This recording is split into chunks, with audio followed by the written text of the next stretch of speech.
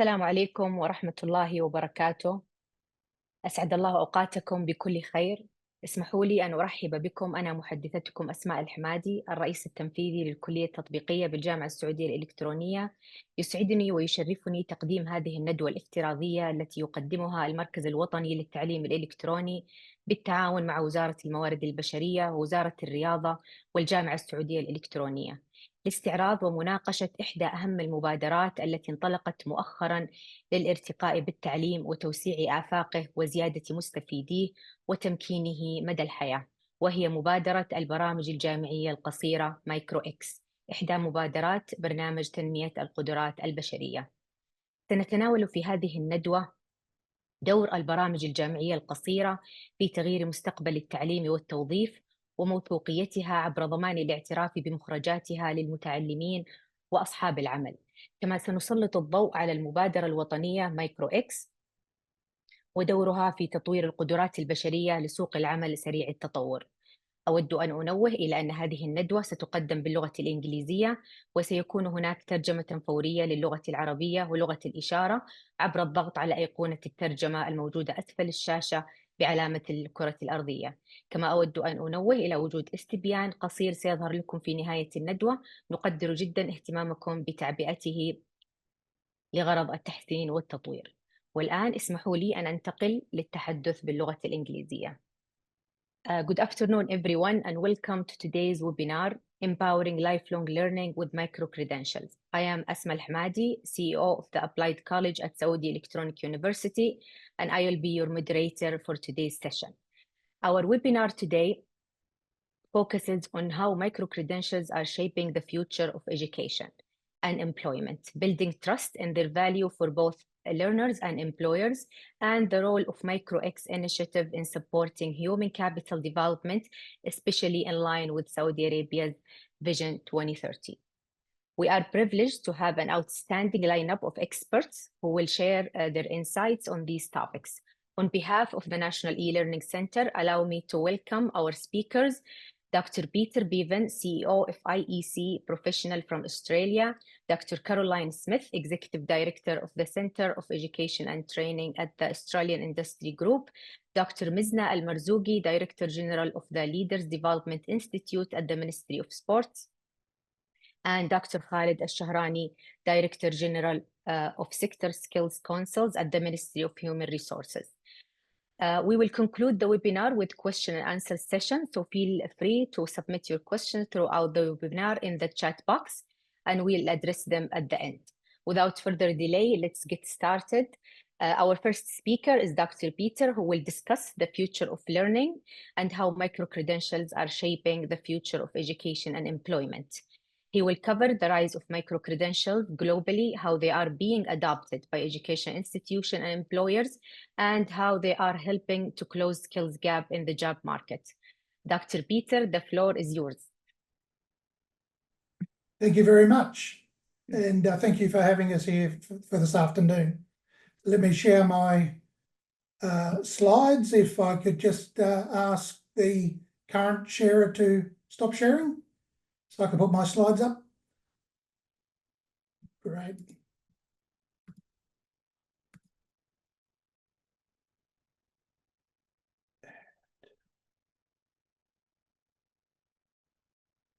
Oh, sorry, bear with me. There we go. So thank you. For the next few minutes, I'm going to give you a little bit of an overview from my perspective. I come from a slightly different context with my experience with micro-credentials up until fairly recently, over the last, prior to the last 3 to 4 years, as we were going out of the pandemic phase. I was actually driving micro-credentials for one of our larger universities here in Australia. Now with my own company, I work in partnership with about 14 or 15 universities here in Australia, as well as different employment groups and large employers, trying to make sense out of micro-credentials and achieve the outcomes for their workforce that they're actually desiring. So my perspective is to be able to provide some of those insights that I've sort of gathered over this period, that is common that we're seeing across a lot of markets internationally. Although it's really important to understand that there are quite substantial differences in interpretation. And that's not necessarily a bad thing, because it inherently creates opportunities for flexibility to actually align micro-credentials to the needs of employers. So some of the common features that we see defining a micro-credential really comes down to about 6 key common factors. So short duration. So they need to be less than a qualification for obvious reasons. They can range, however, between 4 to 40 hours as a volume of learning. So they can be quite diverse in their duration and the way that they're structured. They will generally be assessment-based. If it is a requirement in higher education as a formal micro-credential, particularly here in Australia, assessment is a requirement. The notion of being industry relevant is very important, but that has a meaning in its own right as well. And that goes hand in glove with the notion of any micro-credential being skills-based. So there's different ways that organisations, institutions can achieve this. One is through the alignment with industry frameworks. So if you're in the digital information communication technology domain, then a common framework globally is that of SFIA, SFIA, so that's the skills framework for the information age. And interestingly, the Kingdom has sort of adopted that, particularly at a government level, and taken out a national licence, I understand, from the Sophia Foundation to encourage that. So that creates enormous opportunities for alignment of micro-credentials, irrespective of the job, the role, the type of micro-credential, to actually articulate those in the language of skills as it relates to specific jobs, specific roles in industry, and requirements for employers. The format of those micro-credentials can be varied.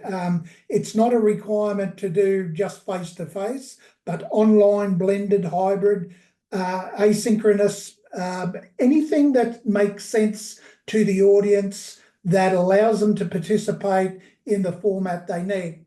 However, in saying that, while there's great flexibility for that, if you think about that at various levels, from just gaining knowledge through to gaining skills, proficiency, and mastery of skills, we're actually talking about the need of fit for purpose. So what we start to see in the delivery of micro-credentials is the bulk of them definitely online, virtual classroom, again, depending on the nature of the course itself.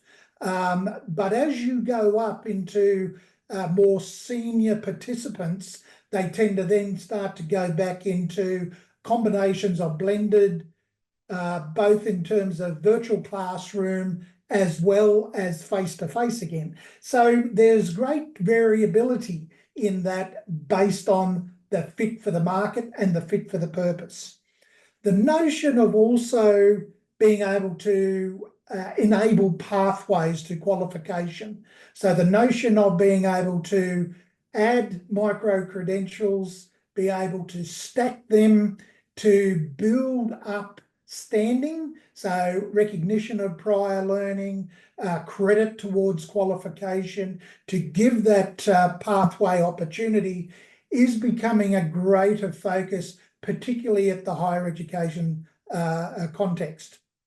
In Australia, we have a particularly, I suppose, different and I suppose difficult environment and context that we operate micro-credentials, because the sector is broken into two different markets. One is for vocational education and the other is distinctly for universities. So what we've seen since the initiation and the publication of the Australian National Micro-Credential Framework is that the vocational space, or the VET, education provision, technical and further education, formal providers, and registered training organisations are able to come to grips with that, with the notion of micro-credentials a lot easier. The reason for that is that traditionally vocational education has always aligned to industry skills frameworks. So they have a long history of that. That's very different than the university sector, where the focus is qualification, of which some may align to the notion of skills, but unless it's actually aligned to an accreditation for professionals, and if you think about doctors in medicine, lawyers, accountants, it's a professional requirement. The skills required in that are determined by the professional bodies, accredited in the qualification, and then that becomes the focus. So everything outside of that more formal accreditation process has been a very big challenge for the university sector in Australia. And we see that to a greater or lesser extent mirrored in other jurisdictions around the world, but in a slightly different way. So if we look at the evolution of micro-credentials on how they've progressed, it's really since about 2018 that it really started to emerge. In part, it was driven by well, significantly by the changing workforce needs of employers. And at the same time, in particular, universities across Western countries in particular being increasingly criticised for putting out graduates that are not skill ready or job ready. So there's started to become a bit of a gulf and a focus on needing to align short, sharp education more directly to the needs of employers, because those course developments, if you think from a product development point of view, can happen a lot quicker, a lot faster, get approval within institutions much easier than a qualification. So that started the ball rolling. Then we, of course, had the pandemic, which really accelerated adoption in a number of contexts, particularly as countries and governments started to look at how funding mechanisms to support micro-credentials and upskilling and reskilling in particular started to become a mainstream funding obligation. So that surge in demand, because of the change of funding mix across those economies, really set the scene for a changing of the guard and the focus between qualification versus non-award education. In about 2021 sort of period, we started to see an emergence quite substantially of employer partnerships, particularly between global employers and universities, to develop tailored micro-credentials. And that has grown substantially since then. More so in the job areas that were high demand, where there are labour challenges to get the skilled recruits that large employers needed. But at the same time, there was a shift to try to create a competency-based workforce and a shift in maturity of large employers to put a focus around that. Then the increase of incentives and funding programs for reskilling started to really hit home the end of 2021-22, that then really saw the emergence of the early movers in national micro-credentials frameworks. In about 2023, Australia put out its framework. Initially, that started just as a higher education focus with universities, but has tried to actually be a little bit more broadly encompassing of the vocational training environment as well. So it's been a very rapid shift across that duration. Over this, we've also seen a number of global trends that are impacting. So the increasing demand of employers for micro-credentials, particularly driven by the need for rapid reskilling to support a shift for that competency-based workforce, which I'll talk a little bit further about in a moment. The shift to skills-based hiring, in particular, this trend of moving away from employment or recruitment by qualification only to actually reaching back earlier to school leavers, and if they have the aptitude, if they have the capability to pick up skills, then all of a sudden these large employers were starting to bring them on without the focus on, or necessarily the focus on, just the qualification. And that's been a pretty rapid change globally. Probably one of the early movers for that was in the US with Walmart, where they were probably one of the first shifts. And then when you started to see the big four consulting firms, Pricewaterhouse, Accenture, in those traditional professionals also start to do that recruiting out of school, we'll skill you up and then give you a pathway for a qualification if you need it. It's changed the dynamics quite substantially. Employer collaborations to co-design really have massively increased in terms of what we're seeing in the marketplace, or indeed, depending on what it is, and particularly if it's particularly technical, they might actually opt to create the micro-credential themselves and do it internally under that corporate university, or even indeed an industry-wide initiative. Government policy shifts, particularly as government policy started to shift towards supporting national workforce strategies, productivity goals, and everything that actually meant for them as well. And that increasing alliance to competency standards as they went along. So the impacts on the education systems have started to be quite profound. There is greater flexibility, of course, in pathways for stackable credentials. There's increased interdependence between the micro-credentials and traditional qualification programs. So they're not seen as much to be in competition, but very codependent. Shifts in curriculums to skills-based, but universities, particularly in Australia, still remain somewhat challenged. Increased support for career transition. So where a graduate might start in a certain career, but after a couple of years want to shift into a totally different direction. Probably the biggest thing we've seen in the education context is that university brand value perceptions in the marketplace have shifted.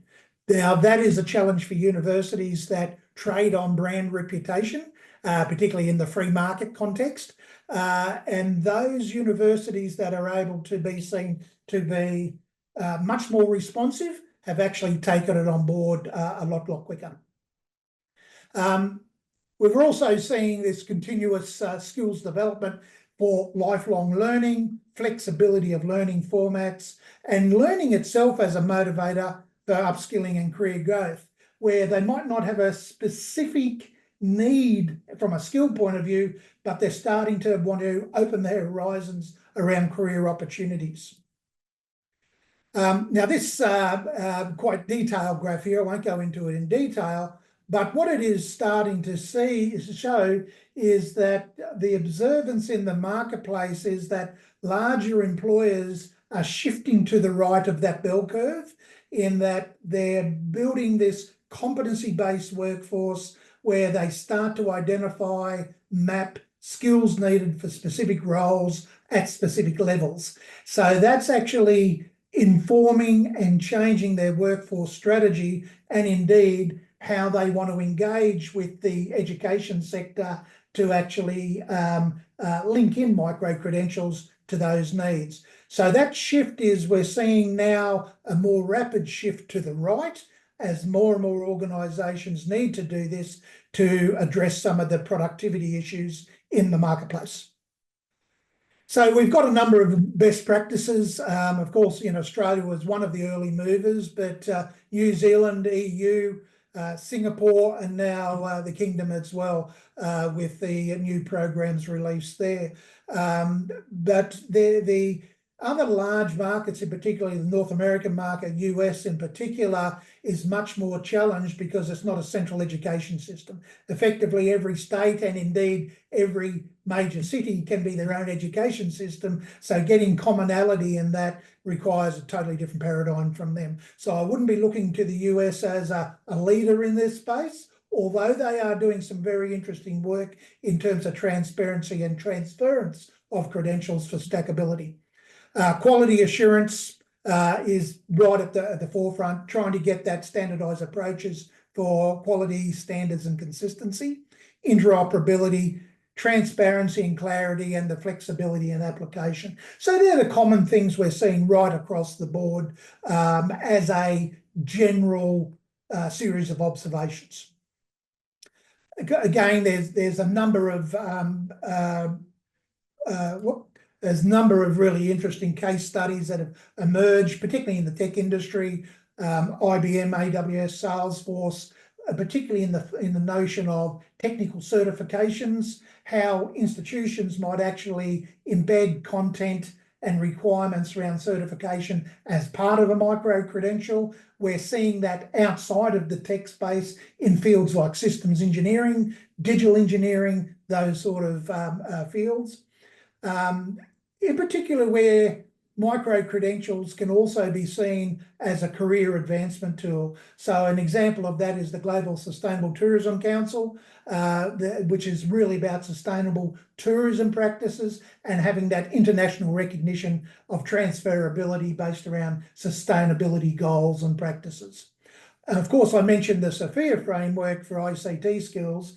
Of course, the US market's slightly different. They've got a different framework, but we're seeing, and largely driven by governments, where they're adopting these sort of frameworks as a standard for the ICT workforce or digital workforce more broadly. The other, in terms of moving forward for the future, one of the key observations that I would have is the real opportunity is going to be what I would term the durable skills. So the old notion of soft skills, but broader, but those sort of professional skills that are not dependent on an industry or a technology capability, but it's really around their implementation more broadly in the workforce. Everything from leadership to things like commercial acumen and communication, critical thinking. So if we think about the role of technology, AI and blockchain, and what that is meaning to redefining skills, the focus on those durable skills like creative thinking, creative problem solving are really going to come into their own, and they're going to be a high demand micro-credential for a lot of employers, if not all. There'll be increased recognition for micro-credentials and the value that they add. Importantly, they will increasingly be a catalyst for disruption in the higher education sector. The institutions that really come on board with micro-credentials, the opportunities that affords, new revenue opportunities, particularly as government funding shifts in various government jurisdictions, really creates some challenges. So there's a range of, I suppose, future-looking trends that I would say starting to happen already. So I've tried to keep on time here. Keeping me on time is a bit of a challenge, but I think I'm pretty close.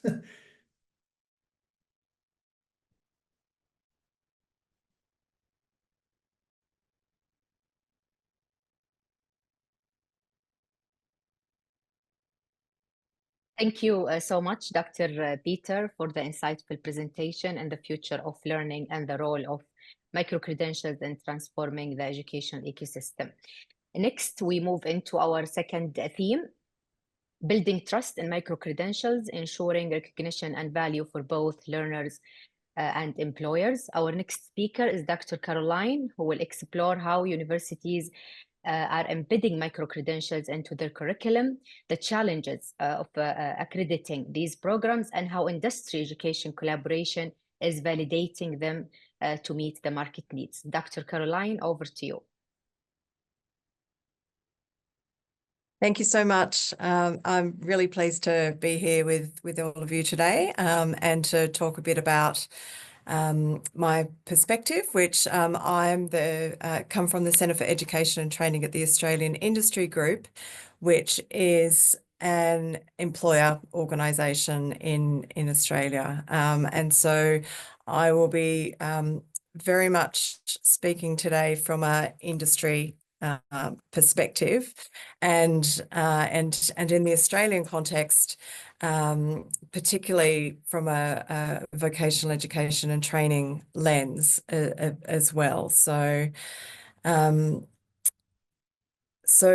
I wanted to start out with, from an industry perspective, why are micro-credentials important? And just as a little bit of context to the Australian system, Peter talked about micro-credentials in the university sector, and that is definitely something that we're seeing much more of. But there's also been micro-credentials also in the vocational education and training context. As Peter said, we have two streams which are increasingly coming together, but the vocational and higher and university systems have traditionally been quite separate, and the vocational system has for about the last at least 30 years been competency based. And it runs with a very structured national system, and has a whole range of training packages that are industry endorsed, that are developed right across a whole range of industries, and that flows through to education providers.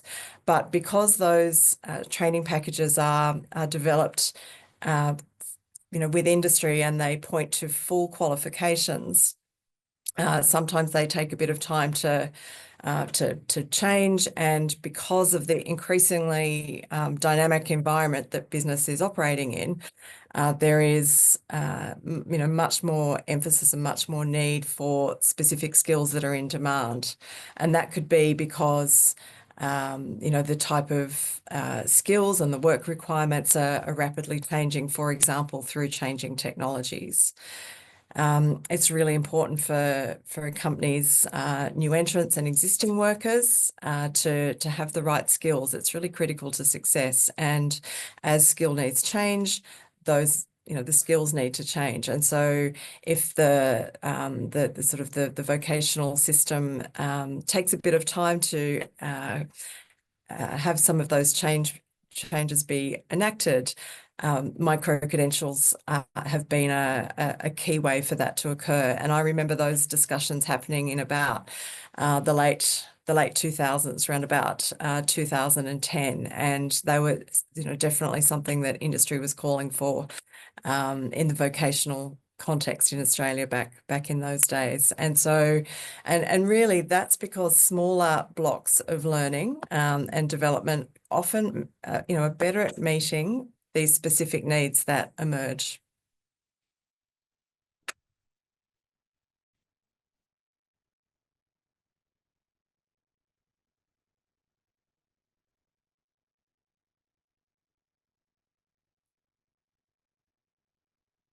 I'm trying to change my screen here, but it's stuck. So I'm going to keep going, and hopefully it will come back online. But I had wanted to also talk to you about, I guess, delivery and use of micro-credentials, and from an industry perspective, what does that look like? And the real worth in micro-credentials from an industry perspective comes when it's co-designed by industry. It's recognised by industry. It's stackable into larger credentials, and also it is able to recognise work-based learning as well, and also it has the opportunity to remove some of the traditional time and cost barriers. Many of the qualifications that are in Australia's vocational education and training system there we go, we're getting that catch up. So many of Australia's vocational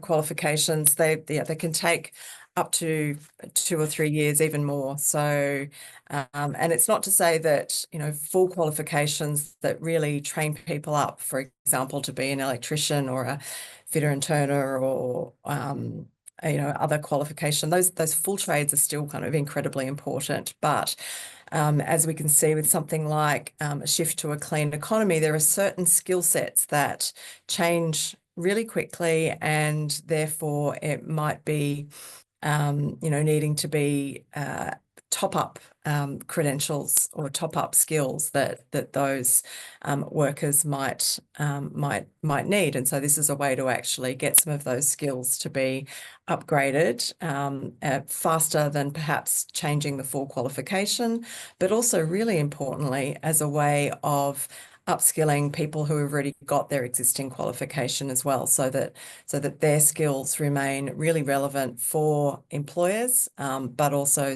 for employability. I wanted to give a couple of case studies around, in a bit of detail around Australian examples where there's been quite good involvement from an industry perspective in the vocational education and training sector. Although the first example I'm about to give you is a really great place-based partnership approach that involves universities as well. So it started out as a pilot, and it was called the Applied Technology New Education and Training Model. And has, at the end of the completion of the pilot over a couple of years, is now called the Industry Skills Accelerator. And it's an initiative that is in one of Australia's jurisdictions, the state called New South Wales. And so it was a pilot partnership with industry, universities, vocational education and training providers, and government. And so what was really innovative about this, and it was happening in, I mentioned that it was place-based, and so it was in what was called the Western Sydney Parkland, which is the area where Sydney Second Airport is going into, and there is it's a growing centre for cutting-edge technologies, cutting-edge manufacturing, and so this initiative really was about Dr. Caroline, if you allow me, I'm sorry to interrupt. You can try sharing now, sharing your screen again. So from my perspective, I am sharing, so I may need to stop and start again. Stop and share again, please. So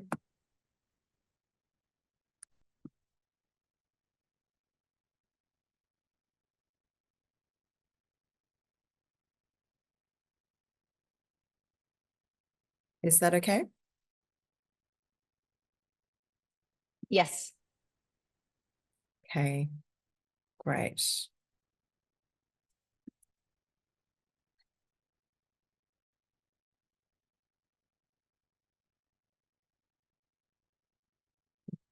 But please do let me know if there's an issue again. So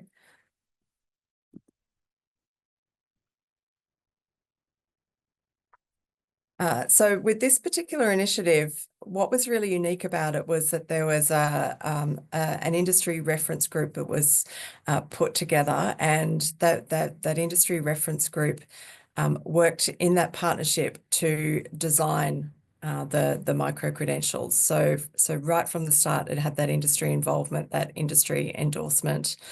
And as a partnership model, it brought in providers, but was also government funded. Certainly in the pilot phase, it was government funded, and certainly in the Australian context, and from a vocational perspective, actually having micro-credentials that are both accredited, which these ones were, but also with government funding, was not something that was a standard thing in the system. So this has been quite a great initiative that's been very well supported. It's now changed into the Industry Skills Accelerator, or otherwise known as the Skills Accelerator. which is more widely available. It delivers short, targeted training courses that allow workers to build the knowledge, skills and experience that employers need. The time period is around about 40 hours for those micro-credentials. They are accredited. They are stackable. They do build into deeper qualifications. And so just as an example, digital network operations in modern automated environments, or electricians working with modern industrial automation. So up to 40 hours of training in really highly specific areas where there's a lot of change, and so it's been a way of upskilling workers quickly and with really cutting edge qualifications.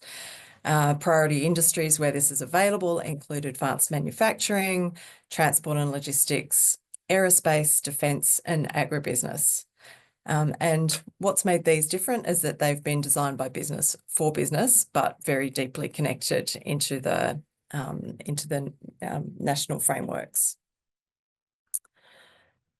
Another approach in a different jurisdiction in Australia, but also in vocational education and training context, is the micro-credentialing program, which has been a policy of another state called Queensland, where there's been funding rounds where the Queensland government has invited industry to come forward with their own ideas about what micro-credentials are required.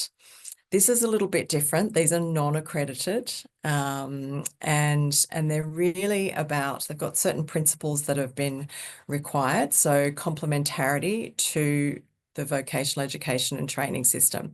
So in other words, funding wouldn't be provided for an initiative that is duplicated elsewhere in the system. So it's also required to be aligned to workforce needs, industry-driven, portable, accessible and sustainable are all principles that have been requirements for these initiatives. And there's certain priority areas where funding is being allocated. And so where there's been digital or technical disruption that requires skill bridging or updating, where something's changed, where there's been a requirement, whether that be in regulation or licensing or some other compulsory requirement that's needed a quick change to the skills that are available in the workforce. Also, emerging health and safety issues or protecting vulnerable workers. And then just in conclusion, other emerging issues that are not addressed by other existing vocational education and training products. So this has been a model that's very much been about,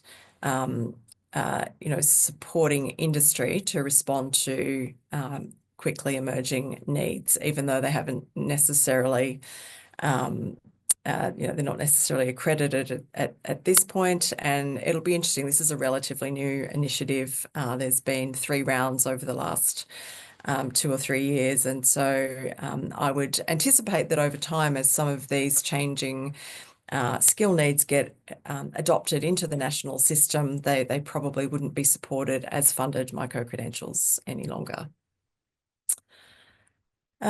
So from an industry perspective, we can certainly see that there are some challenges in introducing micro-credentials, and really ensuring that industry engagement and alignment with future needs is a potential challenge.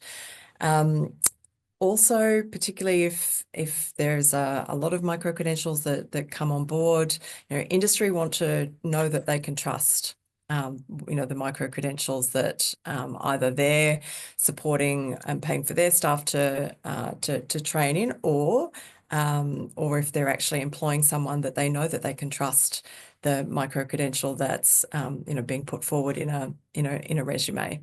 So consistency, quality, and standards is also really important from an industry perspective, alongside assessment, endorsement, and accreditation. So these are all things that, very much what employers look for. And just in conclusion, I just wanted to share what, from an industry perspective, I think is some success factors for micro-credentials. And so that, I think, is really about the importance of being valued by industry and embedded in national architecture. So, so this could mean, you know, building into system architecture so that, you know, where there are existing frameworks and regulations or, you know, quality and standards and funding, that micro-credentials have their place and are clearly connected into those elements.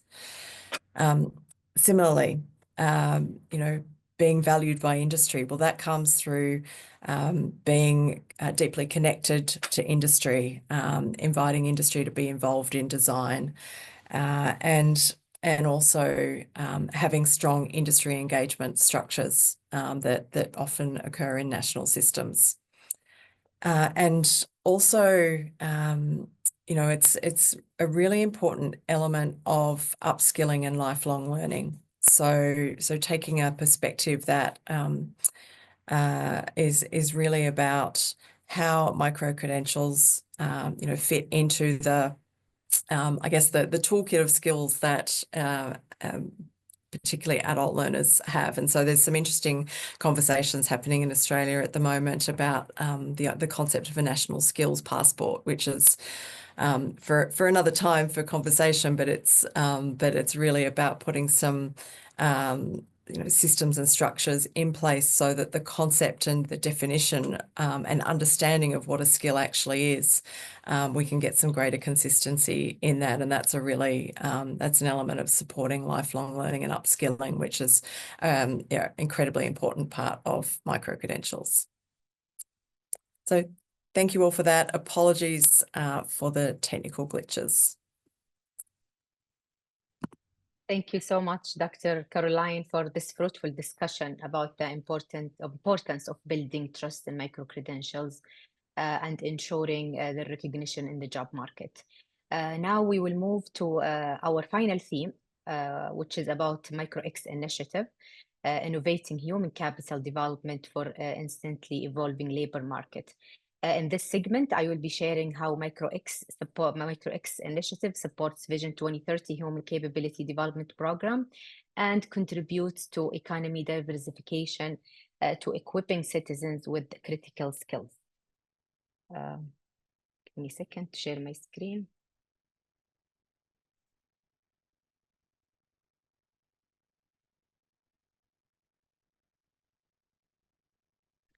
So I will be shedding the light on the MicroX initiative, continuous in the discussion that Dr. Peter and Dr. Caroline talk about, explain what's micro-credentials. So what's MicroX initiative?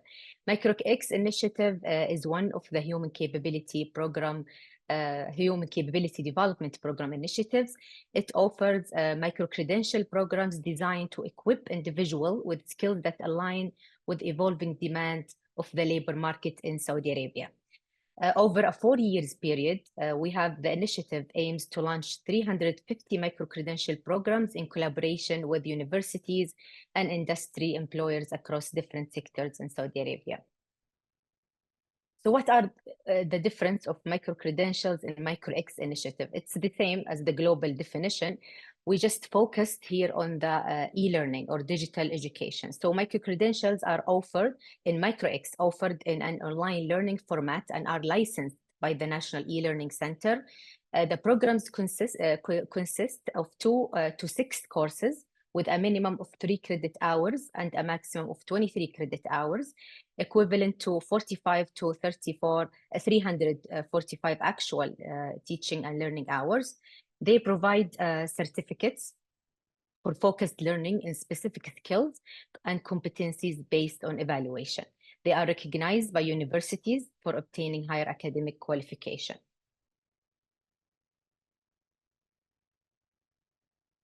So the foundation for this initiative is supporting Vision 2030 goals. And one of the main programs under the vision is the Human Capability Development Program. And this is one of its initiatives. The 4 main goals for this initiative is building a future-ready workforce. MicroX provides flexible, market-aligned micro-credentials that allow individuals to upskill and reskill in response to the quick-changing labor market in Saudi Arabia, equipping citizens with critical skills, focusing in the high-demand areas and skills such as technology, finance, renewable energy, healthcare, and more. Also, another goal is supporting economic diversification by offering specialized learning for emerging industries. MicroX help reduce the kingdom's reliance on oil, fosters entrepreneurship, and support the growth of small and medium-sized enterprises, which are central for economical diversification. Finally, promoting lifelong learning and inclusion. MicroX promotes a culture of lifelong learning, making education accessible to all in many areas of the kingdom, even in far areas. Advantages of micro-credentials, Dr. Peter and Dr. Caroline already mentioned those, but we are focusing in what we build our MicroX initiative based on. It's our programs in MicroX is flexible, offers flexible learning pathways that can be tailored to meet professional requirements, interests, and prior experience. They are short. These programs break down complex topics into smaller, manageable parts. Also outcome-based, the programs are centered around specific learning outcomes, enabling learners to acquire targeted high-quality skills and knowledge in a focused manner. Also, they are stackable, and I think this is the biggest added value for it. Micro-credentials are stackable, combined to achieve higher academic qualifications based on credit hours in the National Qualification Framework. They are digital, so they are offered either synchronously or asynchronously, ensuring accessibility and supporting smooth, flexible learning experience. Expert collaboration, a huge collaboration of experts. The programs are developed in cooperation with academic institutions, industry leaders in Saudi Arabia, and even globally, ensuring real-world expertise and the relevant skills. Ends with a proctored assessment for reliability. Upon completion, learners are assessed based on clearly defined standardized criteria to ensure that they reach the outcomes planned for those programs. They are recognized by academic institutions as well as the ministries and specialized bodies for meeting industry skill requirements, and so for learners to benefit really from those and related to the market experience. Market aligned, these programs are designed to closely align with the demand of the labor market, enabling learning to acquire skills relevant to professional goals that's really related to the Saudi market. So I will shed the light only, we already mentioned all that, but the main goals or the most added value for those programs are they are flexible and accessible, and they are targeting a diverse range of learners, including professionals looking to upskill or reskill, university students aiming to complement their formal education with market relevant skills, and also job seekers seeking effective ways to enhance their employability. So they are aligned with the Saudi job market. Micro-credentials are closely aligned with the rapid change in industry, ensuring the learners acquire skills relevant to their career goals and the need of the Saudi labor market. Also, the micro-credential programs offer accredited and recognized certificates from academic institutions and professional bodies in Saudi Arabia. Reskilling the current workforce. MicroX plays an important role in reskilling and upskilling the current workforce, especially in light of the quick changes of the technological advancement in Saudi Arabia. Also, the programs allow professionals to gain new skills in areas such in important emerging areas around the world, and especially in Saudi Arabia, such as artificial intelligence, data analytics, and digital marketing, and more. So quickly, I will explain the journey of building the micro-credentials within the MicroX initiatives. So we have 3 stages for building those programs. Stage 1, identifying the needs and their steps under that. Stage 2, recognition and development of those programs. Stage 3, launching those programs. So under the first stage, we have first step, identifying the required skills from specialized sectors, employers and business owners in collaboration with the Sector Skills Council and aligned with the National E-Learning Center's model. After that, analyzing the model by the National E-Learning Center to identify the programs that are already ready to be offered and those that need further building. In the stage number 2, which is recognition and development, the third step, development documents for those programs, including synchronized and asynchronized courses and all the specific details that should be included in the development of a program. Taking feedback, after that, taking feedback and recommendations from specialized sectors, representative and business owners on program documents and all stakeholders. After that, recognition of short university programs from academic institutions and agencies and recognition by specialized sectors and business owners. Number 6, or step number 6 in the stage number 2, is collaboration with universities. And this is, I believe, the most important part of this, of the programs, is the collaboration with universities based on every university's strength. So we will not do a duplication of effort. So each university will focus on its strengths and its areas of specialization. After that, the last stage, which is the most exciting stage, the launching of the program, launching a recognized short university program offered by universities and accredited by the Sector Council, Sector Skills Council for specialized skills, and licensed by the National E-Learning Center. After that, the ongoing improvement for those programs, evaluation of the program in terms of content and outcomes, ensuring alignment with the market needs, and assessing even the outcomes of those programs for improvement and continuous changes. Allow me to mention one experience from SEU, the Saudi Electronic University. In the Saudi Electronic University, I will talk a little bit about the university. The university was established a decade ago, so it's a young, modern university. And the goal of the establishment was to offer a flexible higher education and lifelong learning. So the MicroX initiative come across or align with our strategy in SEU. SEU offer wide range of the micro-credentials certificate through the MicroX platform. These programs are designed to provide flexible learning paths, and we are now working on stacking those programs to provide bachelor and diploma's degree to serve more the student and helping them to build their career and their educational journey.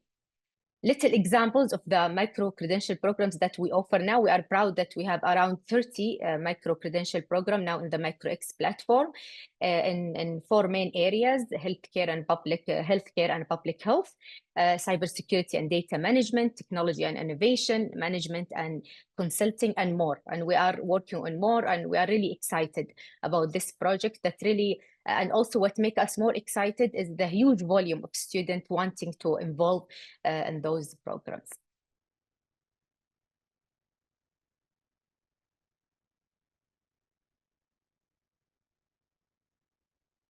So thank you for your attention. That's all for me now. Now we expand on the role of MicroX work in workforce development. I'd like to invite our next speaker. Please welcome Dr. Khalid Al-Shahrani, who will discuss how MicroX is aligned with the sectoral needs and how it's helping to reskill and upskill the workforce to meet the demands of key industries in Saudi Arabia. Dr. Khalid. Assalamu alaikum wa rahmatullahi wa barakatuh. Can you hear me? Can you see my screen? Yes. Yes. A very good afternoon. Thank you, Dr. Asma, and good afternoon to colleagues, panelists, and everybody who is following this webinar.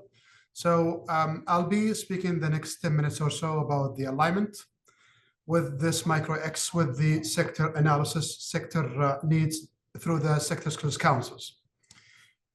So let me start by iterating the importance of the alignment of education and training offerings in general. And I think all the panelists has already mentioned and highlighted that, but not only the education and training outputs in general, but more specifically, the MicroX, given the flexibility that's been mentioned, the adaptability, the let's say the affordability of those programs makes it much more affordable to a wide range of let's say professionals, either existing workers or students current students or job seekers. And that has a direct implications, financial implications, economic impacts on them that will make those micro credentials, whether it's online or traditional short programs, has impact on them, on their salary, increasing their salary, on making them ready for labor market to start their new jobs, or just to upskill in their current jobs, whether they want to move up in the career pathways that they have, or they want to reskill to another domain that they are become interested on, or simply new skill to change to a new industry. So it's very, very, very important that those micro credentials are aligned to the labor market needs. But also, this also has a social impact as well. So when the individuals and society members are more aligned on the industry needs, on the global trends, and the local trends, that makes them much more innovative, which is contributing to the global innovation. They become aware of what's happening in the world and the labor market. And, you know, the world is becoming a smaller place. So a lot of challenges that Peter and Caroline mentioned in Australia is very much similar to what we have here in Saudi Arabia. So we're becoming much more connected. The skills that are needed is very, very much similar. And we have this experience when we building the frameworks, the skills frameworks through sector skills councils. We actually found a lot of skills. Technical skills are, I would say probably 80% of the skills are similar in European Union, in America, and Asia, and Australia. So that means that we are becoming much and much more connected and similar as well. So aligning with that one, with the labor market needs, has got those social impacts, as I mentioned, in the innovation and education quality. Individuals become much more, let's say, focused on what they want to do, what they want to study, what they want to pursue their education, their careers, and hopefully that would have direct or indirect effect on the employment as well. So when people become more aware what's needed, they have the skills that is either needed now or even in the future, that would eventually will contribute to the unemployment rate. So how the Saudi government responded to that? We responded through the sector skills councils. It's a mechanism that is very well known internationally. More than 100 countries have actually launched some sort of sectoral bodies, either in Europe or in Asia or in North America, or technically anywhere in the world. So the government of Saudi Arabia, through the Ministry of Human Resources and Social Development, through its labor market strategy, launched one of the initiatives of the labor market strategy called Occupational Planning and Standards. And in that initiative, there was two key national projects, one of which is the sector skills councils, and the other national project is the National Occupational Standards. So the ministry started the process of designing the sector skills councils late 2022, and we launched 12 priority sector skills councils the second half of last year. So we launched as a first stage 12 sector skills councils covering the priority economic sectors, and that altogether makes around 85% of the return on GDP and around 80% of recruitment and hiring in the country. And you can see some of the examples ranging from manufacturing, energy, health, financial, construction. And most of these councils are led by the line ministries, but it's also designed based on best practice in the world, based on ILO manuals and guidelines. So that means 60% of those councils are represented by the private sectors, big and small, corporations, also representatives from Chamber of Commerce, representatives of workers from Workers' Committee. And some of the councils are actually led by the private sector in the sectors where we see there is more maturity or there is absence of a line ministry or a line entity that's leading this. So we're making sure that this is representing the private sector needs, and it actually makes the industry voice rather than the government agenda. So in these 12 councils, we have more than 200 members, active members on those councils, and they're trying to make it, as I mentioned, 60% represented by the private sector. So we ensure it's actually making the, we can call it the voice of industry rather than the voice of government entities that is leading it. And I'm not going to go into details of these members, but they're actively meeting and co-designing the foundational frameworks, which is, we call them sector skills frameworks, and also other standards that I'm going to go through in a minute. So if we think of the ecosystem as the demand side, which is on the left of the screen, and the supply side of the right of the screen, councils are coming from the demand sides. So they provide the views of industry for current and future skills, and that is done through a standardized approach following frameworks and standards that is being practiced and being exercised in many parts of the world. So we're namely talking about national skills framework, sector skills frameworks, and national occupation standards, and that it serves different purposes, but it's also very similar to what other parts of the world is following. So basically, the sector skills councils are providing the views of industry needs and sending the right signal to the education and training ecosystem. Would that be education training policymakers, education and training providers through universities and academies, as well as licensing and accrediting the licensing and accrediting institutions and certification assessments bodies, as well as skills funding also entities, as well as also the entities that hold the skills data and labor market data. And that in return, those education and training ecosystem entities will take that input and reflect it in the offerings and in the policies and in the assessments. And then hopefully that in a long term will affect the skills policies, the skills strategies, and also the strategies and the efforts that is done either by the education training entities as well as the line ministries as well, and policymakers in the country.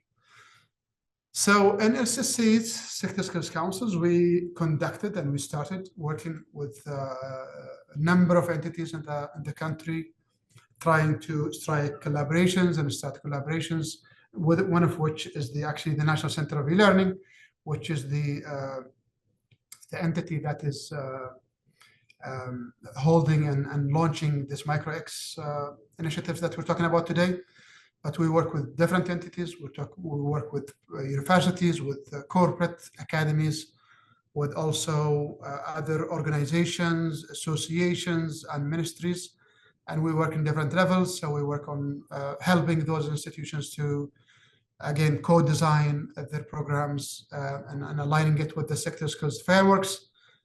We work with, also we give access to entities for some of those training programs, but we also work in policies and regulations and trying to streamlining some of the issues that sectors have.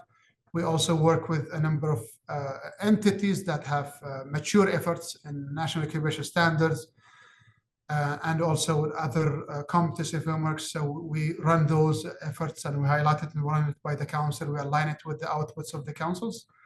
And also we work with other entities that has mandate over professional certificates to align those professional certificates with the skills the industry needs in those 12 sectors.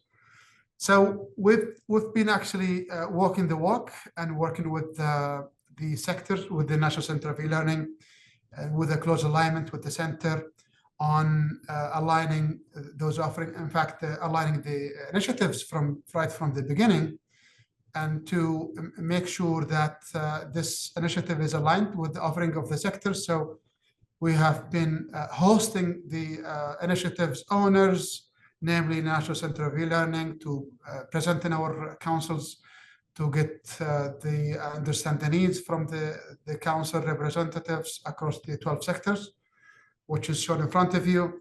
I think Dr. Asma has shown some sort of that process, but this is a bit more detailed, where we work with the National Center for Learning on identifying the needs through talking to the industry representatives in those councils, and then for the National Center of Learning to analyze those requirements received from the sector skills councils members to determine which programs that is needed, and then work with partnering universities to develop those programs, and then gather feedback again from the councils and comments from the council members and other stakeholders, and then work with recognizing those programs with the universities and as per also the licensing requirement of the National Center for Learning. And I have to say, I mean, our colleagues in Australia, they have, I think, much more mature exercises since they've been working ahead of us on that one. So I think we still need, as a country, to work in the recognition side of things, the assessment side of things, and policy in general that aligns different stakeholders and how do those different stakeholders work together.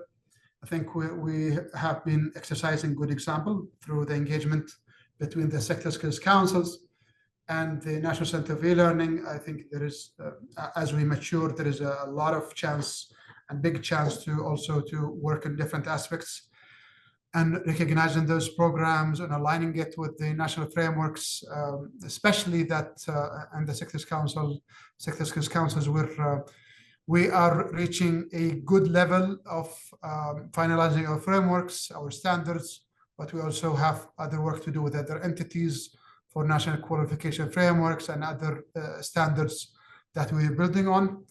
So this is in a nutshell how we work in collaboration with our colleagues in the National Center for E-Learning and the other stakeholders with the MicroX initiatives. Here is some, I think this is my final slide, on the and how much involvement on that initiatives with the sector skills councils. So these are the 12 councils that we have, and here are some numbers of the involvement and engagement that we've got from the members, council members, from different stakeholders and from different private sector representatives, government, as well as other association, that our colleagues in the National Center for E-Learning took that back and integrated on the design of the initiatives, and they're taking it back to the council to get the endorsement and alignment with the representatives. And I'm hoping I'm sticking to my timeline, Dr. Asma, and thank you so much for listening.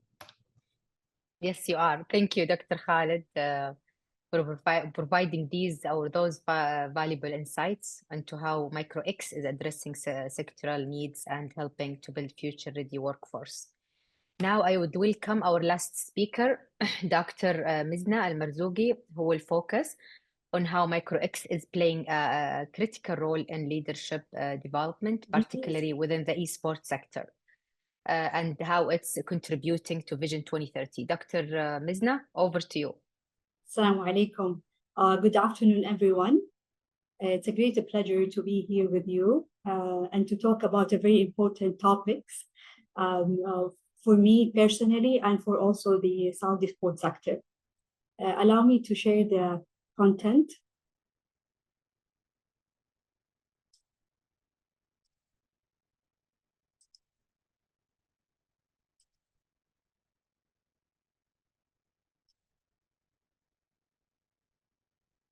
So today I would like to give some perspective of the lifelong learning and its impact on the sports sector.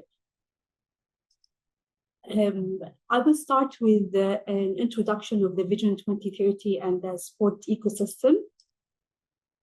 So the Vision 2030 represents a transformative path of Saudi, with the sport playing an essential role by prioritizing health, well-being, and a global edge. Saudi Vision aims to integrate sport as a core element of our national identity and as an economic engine. For Ministry of Sports is leading, it's responsible for sport governance and development in Saudi Arabia. It oversees a board network of across Saudi Arabia with around 24 regional offices. And under the umbrella of Ministry of Sport, we have entities like LDI, focus on enhancing leadership and human capability within the sector. Together, these entities work cohesively to build a competitive and thriving sport ecosystem, fully alignment with the broader vision of 2030. At LDI, we have concluded recently this year a comprehensive evaluation of current skill landscape, recently completing the human capability development strategy for the sport sector. This involves in-depth evaluation of the supply and demand analysis, helping us to pinpoint the specific skill gaps. Our strategic goals are to develop local talent, engage and retain the skills professionals, and attract global expertise.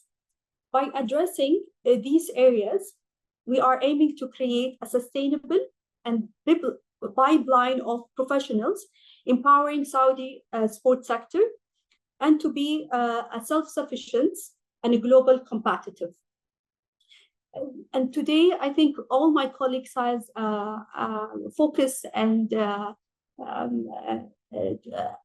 on the long life learning, and it's important for the all industry. So to keep us actually, especially in the sport industry, which is very agile, it's very important for our sport professionals to be continuously educated and up to date with all the technology and innovation in the sports sport industry.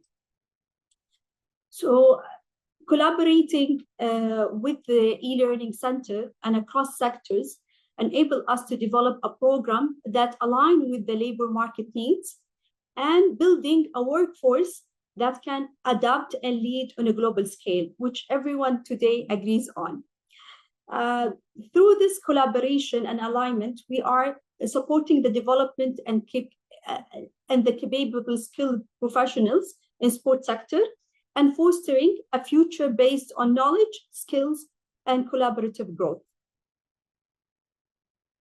And since it's been established, LDI has finished with the strategy and contributing in shaping the regulations for Saudi sports sector. And as I mentioned, we just recently completed our strategy to better align with our national future aspiration. And LDI, to give you a brief and overview of LDI has two mandates: regulation arm, which stands for quality for professionalism, and the delivery arm, which promotes capability development and participation. So together, these mandates ensure excellence across sports sector ecosystem, offering training, certification, and accreditation. One of our key initiatives and also addressing skill gaps in the sector is the licensing and accreditation scheme, which we will launch soon within, inshallah, next month. This scheme will standardize the quality across the sport ecosystem, ensuring the professionals and also organization adhere to the highest standard. And I think what Dr. Caroline today explained for the case in Australia, very aligned with what we are doing right now in the sports sector. So through this initiative, we accredit a training program that to make sure and to ensure the quality and benchmark of the sport education and development in the country by aligning, and this will also will provide a very great alignment to the vision of 2030. We aim to attract investment and also elevate the standard, positioning the country for international recognition in sport excellence.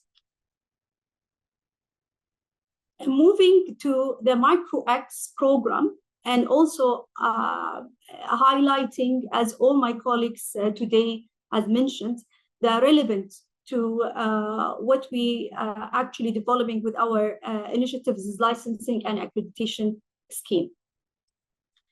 So, through the stackable rating pathway, it will enable the sports sector professionals to progressively build the skills and meet the licensing requirement to respond to the industry trend. And within just recently, we are right now, for example, implementing with the National E-Learning Center some program like the nutrition and sport nutrition and sport business management, and we will introduce more a program coming soon. And these ultimately will promote the lifelong learning, which is essential for the continuous growth and innovation, and also will promote a great skill for agile sector like sport.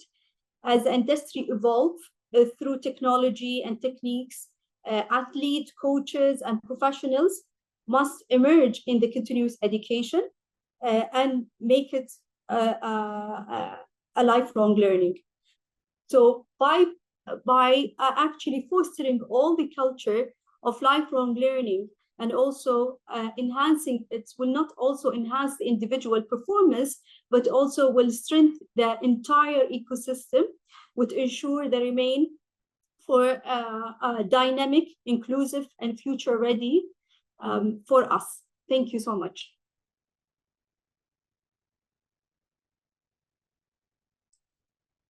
Thank you, Dr. Mizna, for your insightful presentation on how MicroX impact different sectors, including sports. We've now reached the question and answer session. We have about 10 minutes for questions, so I will encourage you, if you haven't done yet, to submit them via the Q&A box under the screen. I will now share the questions I already received.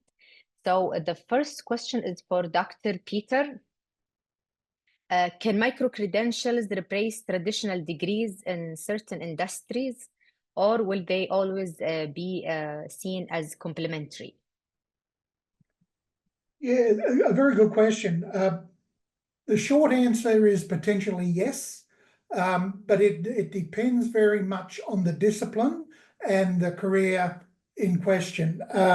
I do think that where accreditation is still required as part of the qualification, that will always take precedence in the marketplace. So if you're a doctor, I prefer a doctor of actually having the qualification needed rather than a micro-credential for obvious reasons. In that being said, though, if you think about other domains in the professions, in digital even, where competencies are aligned to accreditation to align to skills in demand, there is no reason that as things progress, we will actually see more micro-credentials in digital and less demand for qualifications. So I think that is a natural evolution. That being said, but if you think about if they were an individual wanted to go into research, then they can't bypass the need to have an advanced qualification in computer science. So it really is dependent on the career aspirations, the direction that they take. So in the short term, I would see them as being more complementary than not. But as things mature, as things become more supply driven, then I think the opportunities that affords to replace traditional qualifications in certain professions will come into its own. Thank you, Dr. Peter. Another question for you. So you mentioned that micro-credentials are becoming increasingly popular in countries like Australia, New Zealand, and Singapore. What can other countries learn from those experiences? I think I think the first thing, it's not one size fits all. Just from the presentations that were shown today and how quickly Saudi Arabia moved forward from developing the micro-credential policy to the rollout of 350 starting micro-credentials, that's phenomenally quick. So our experience in Australia, we could never do it that quickly. The policy setting isn't aligned, so it has to be a evolution rather than a revolution. So the need to have one size fit all, I think, can be a detriment in some countries trying to meet other countries' requirements, as distinct from what is the environmental, operational, educational context in their country that actually needs to align to meet the needs of employers. That has to override all other considerations. I agree with you, Dr. Peter. A question for Dr. Caroline that's very related to the question you just answered, Dr. Peter. So Dr. Caroline, for you, what role does government policy play in supporting the development and implementation of micro-credentials? That's a great question. And look, I have to say I really agree with Peter's point about just the importance of the national context. You know, it's really going to differ in different areas. You know, I think we can see that, you know, in some cases, you know, it's been industry that's driven micro-credentials, but I think during the pandemic, what we saw in some countries, and I think this is particularly the case for the EU, you know, micro-credentials and through the availability of online learning, you know, there was a lot of government policy settings that pushed the rollout. So, you know, it is a little bit context specific, but I think that there is a big role for government in the sense that, you know, in different national contexts, it's governments that, you know, make a lot of decisions in terms of skills frameworks, you know, what industry engagement systems look like. And, you know, I'm very interested to, you know, to see the model that through sector skills councils that Dr. Khalid spoke of. You know, governments also make really important decisions about funding arrangements, qualifications, frameworks. Yeah, there are many elements of what I would call sort of systems architecture that government hold a lot of the levers around those. So yeah, definitely a lot of different roles that can be played. Thank you, Dr. Caroline. A question for you, Dr. Khalid. How do the SSCS ensure that the education and training programs are in line with the skills required by employers? Thank you, Dr. Asma. And I think that's also very relevant to what Dr. Caroline just mentioned. But in SSC, Sector Skills Council's capacity, we contribute and play a role through providing those skills frameworks and skills standards. So this is the first step. And I think in the absence of those frameworks and foundational frameworks, there will be, you know, it's very hard to have a unified let's say quality offerings by the universities or by academies. So the first step is to provide those standardized unified language where there is a standardization across offerings, either it's degree programs or even short programs. Certainly there is a lot of role to SSC can recommend in terms of policy making. As I think Peter and Caroline mentioned, the policy setting, sometimes it's done beforehand and it takes time to do that. And I think in Saudi, we're doing it in parallel. So we're launching the sectoral bodies, and we are also fixing and recommending changes to the policies. And we have a lot of work to also that is happening with the regulators in the country, with that we qualification frameworks, with that we also a number of standards and frameworks that work in the Ministry of Human Resources. The national skills frameworks is something, it's a work in progress. Sector skills frameworks is something also that we're reached a very good maturity level, but it hasn't been finalized yet. There is also a lot of work and huge work in the national occupation standards. So skills policy, this is something that the ministry is taking lead on. So there is a lot of ongoing work that is, when it matures, I am sure things would be much more regulated. A lot of work around recognition, work-based recognition, assessments. That will all together will help in making sure that those offerings are in line with the industry needs. So there is something that we do, and there is something that is ongoing as well. Thank you, Dr. Khalid. So we are very excited together of the future of all this initiative with all details. Going back to you, Dr. Mizna. So a question for you: how does the sports sector in Saudi Arabia collaborate with education institutions to ensure that micro-credentials are aligned with industry needs? And you mentioned in your presentation a program that's run through King Saud University. So yes, so just a little, I give you some brief about our work. So regarding the, I mentioned that we have finalized the human capability strategy for sports sector. We also have within this strategy, we have supply and demand analysis for the need for the human capability sports sector. We identify 38 job roles, and these job roles we prioritize the need for the certification and also the skills that is needed for these job roles.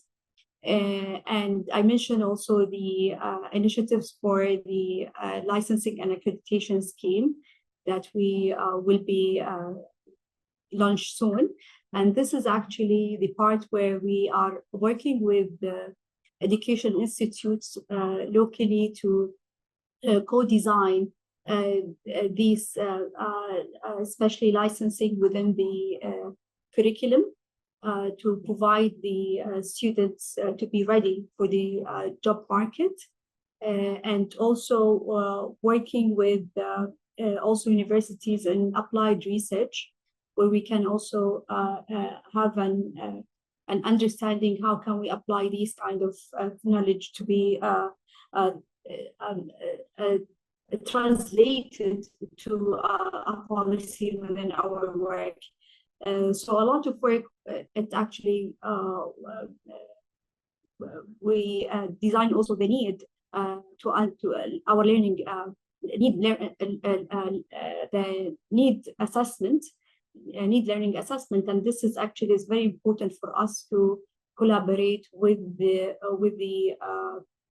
our local institutes, education institutes, to deliver these training to have a ready workforce for the sports sector. thank you, Dr. Mizna. Going back to you, Dr. Caroline. So a question says, what matrix or measure are used to assess the effectiveness of these industry-led micro-credential programs? So I'm going to assume that this is in the case studies that I gave.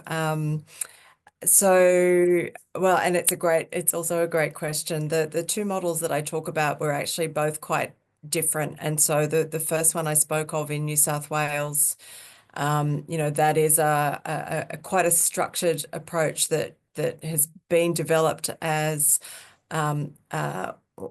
micro-credentials that fit directly into qualifications, and so they are stackable into qualifications. So that really is an important element of their success, in that, you know, that they can be seen in the context of, they're sort of considered to be part qualifications, is a different way of framing it. So, and then the other model is, and the Queensland-based model, it's non-accredited. So it's a little bit of a different approach, in the sense that, you know, I think that's actually really trying to ensure that there is a rapid response or learning available that the structured system hasn't really kept up with yet.